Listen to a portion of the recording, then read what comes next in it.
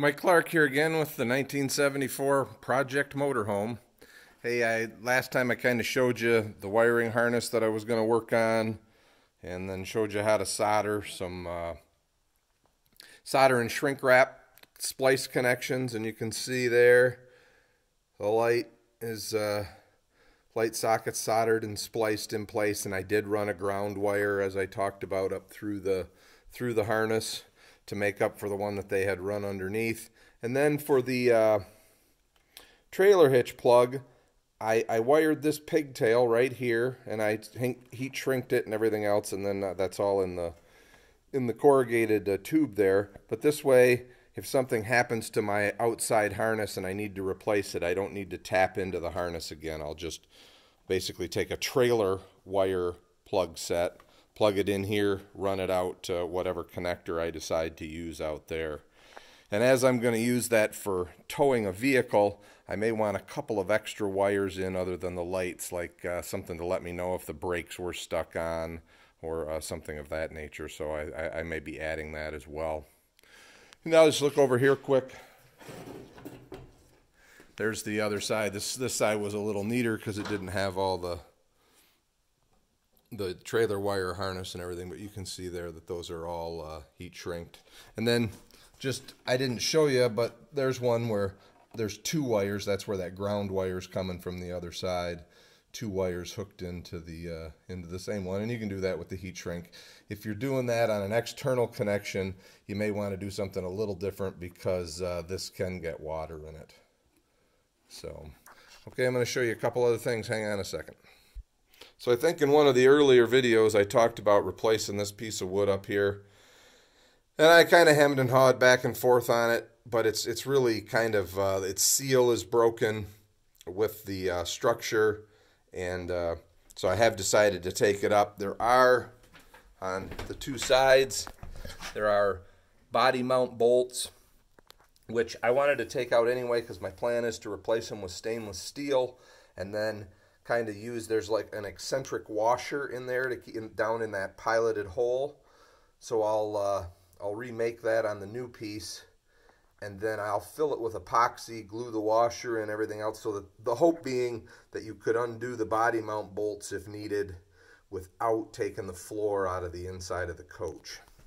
And as I often work alone, here's another one of my, I'll call it Rube Goldberg setups, because I'm going to go underneath in a minute and hopefully get this bolt the rest of the way off. But you can see I have a block of wood screwed to the floor to keep the vice grips from rotating. I've got the vice grips locked on to the head of the fastener. I've got a hose clamp to keep the vice grips from popping. And then I've got the vice grips screwed to the floor to keep it from raising up. And of course this is like the third iteration, and hopefully the nut comes off when I go underneath. The other thing that I'm going to have to do is take that aluminum rail off, and you can see there's some big Phillips head screws that hold that in. I have sprayed some Krill oil on the nuts underneath, and I should be able to put vice grips on those and then come up here and hopefully back those out. These on the sidewall, I'll have to dig the insulation out and get a wrench in behind when I take them off. So just more things that need to come apart before going back together, but you hate to leave something like this undone and then have to tear out some new interior. All right, now from under the coach, there's the nut that hopefully will be coming off in a minute.